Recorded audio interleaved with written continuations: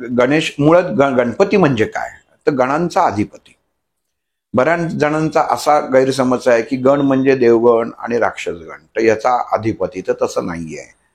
तर गण हे ब्रह्मणास्पती हे जे ऋषी देवता आहे, ऋषी देवता आहे, तर ह्या ऋषी देवतेच्या अंमलाखाली चारही वेद येतात आपले: यजुर्वेद, सामवेद, अथर्ववेद आणि ऋग्वेद.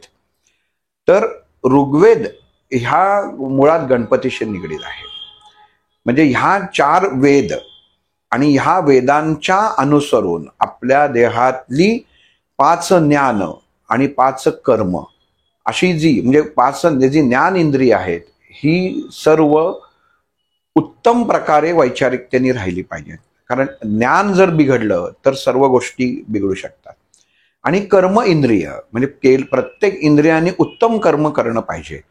म्हणून या ब्रह्मणास्पती ऋषींच्या अंमलाखाली हे 4 वेद आणि ह्या 4 वेदांच्या अंमलाखाली मनुष्याच्या देहातली 10 इंद्रिय आणि 11वं इंद्रिय म्हणजे ज्याला आपण अथर्व शीर्ष जे आपण शब्द येतो, तर त्यातलं शीर्ष जे आहे, शीर्ष म्हणजे डोकं, तर हे शीर्ष त्याच्यामध्ये येतं, या तत्वामध्ये येतं, गणेश तत्वामध्ये. तर ही 11 तत्व ह्यांना गण म्हटलेलं आहे.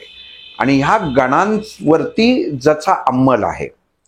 आता अंमल म्हणजे काय, नुसती त्याची देवता आहे म्हणून त्याच्यात चालणार नाही. तर त्या गणपतीमध्ये, त्या तत्वामध्ये सर्व गुण, मनुष्य देहाला जीवन जगताना जे जे गुण पाहिजेत, हे सर्व त्या गोष्टीमध्ये आहेत, त्याला गणपती म्हणतात.